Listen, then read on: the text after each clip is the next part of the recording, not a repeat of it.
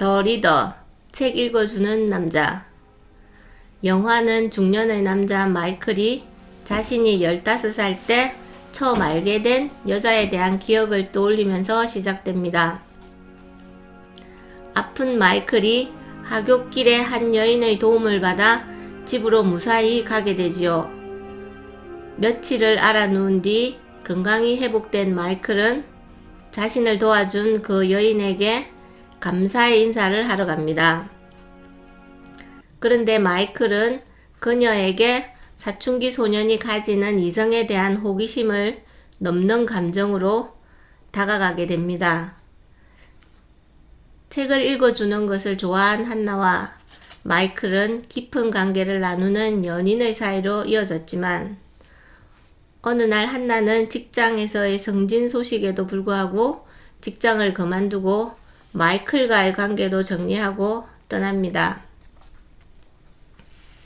영화 타이타닉의 히로인 케이트 윈슬렛이 이 영화의 여주인공으로 나옵니다.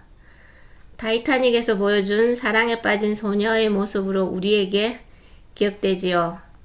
여전히 아름다운 배우의 모습으로 나오지만 섬세하고 깊은 내면 연기로 인해 이 배우에 대해서 다시 한번 감동을 느끼게 됩니다. 이 영화는 2008년도에 개봉되어 케이트 윈슬렛에게 아카데미 여우주연상을 비롯해서 많은 상을 그녀에게 안겨줍니다. 다시 영화의 줄거리로 돌아와 한나와의 갑작스런 이별에 마이클은 그렇게 절망감에 휩싸여 그의 15살의 여름을 보냅니다. 시간이 흐른 뒤 1958년 서독 노이슈타트 법대생이 된 마이클은 참관인 자격으로 재판정 견학을 갑니다. 거기서 그는 피고석에 앉아있는 눈에 익은 한 여인을 보게 됩니다. 바로 15살의 여름을 함께 보낸 한나입니다.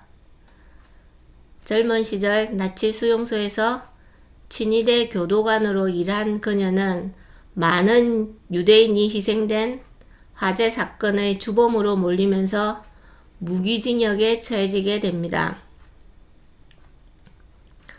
이를 지켜보던 마이클은 한나가 자신에게 읽어달라고 했던 책과 자전거 여행에서 메뉴를 고르는 과거를 회상하면서 그녀가 문맹이라는 사실을 알게 됩니다.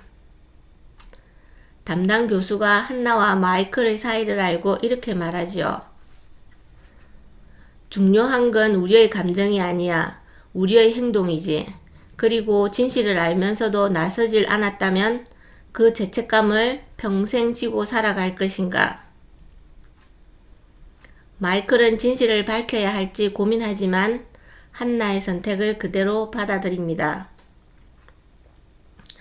세월이 흐른 뒤 딸아이를 하나 둔 이혼남이 된 마이클은 서재 정리 중 예전 한나에게 읽어줬던 책들을 보면서 한나를 위해 책을 읽고 테이프로 녹음을 하고 한나에게 보내면서 한나와의 인연을 끈을 이어갑니다.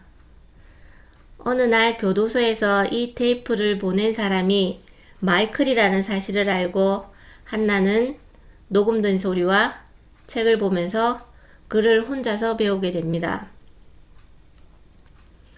어린아이 같은 글씨체로 마이클에게 편지를 보내지만 한나에게 답장은 오지 않습니다.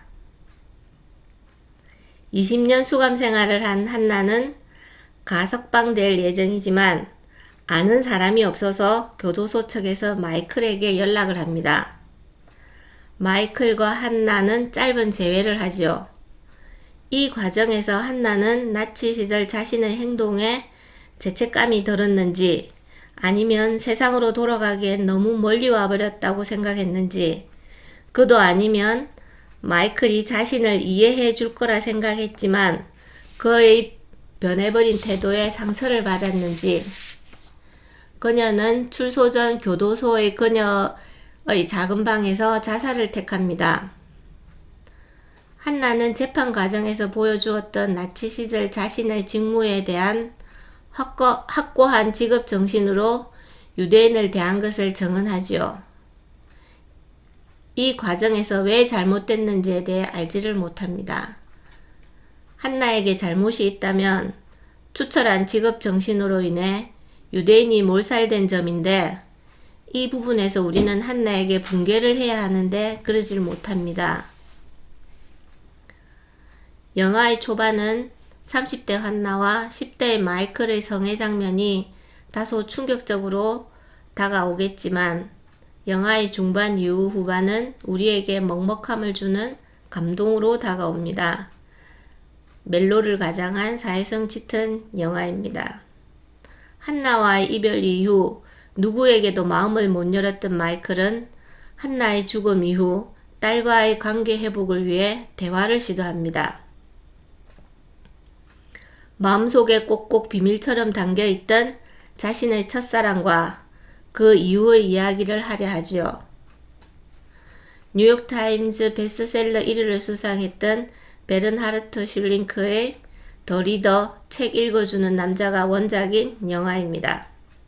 책은 총 3부로 나뉘어져 있습니다. 책에서는 마이클이 미하엘로 독일식 이름으로 나옵니다. 한나의 가석방 소식에 기뻐하기보다는 더 이상 책을 읽고 테이프를 보낼 수 없는 사실에 실망하는 미하엘의 모습에서 어떤 생각이 드는지요. 이루지 못한 사랑의 아쉬움인지, 다가서기도 더 이상 멀어지기도 싫은 자신의 사랑을 추억으로만 간직하고 싶었는지. 책을 읽어주는 남자의 목소리는 어땠을까요? 낮게 깔리는 음성으로 부드럽게 귀를 즐겁게 해줬을 그 목소리는 엄마가 어릴 적 읽어줬던 동화책과는 사뭇 다르게 들렸겠지요? 모든 감각을 열게 해줬을 그 목소리, 한 번쯤 들어보고 싶네요.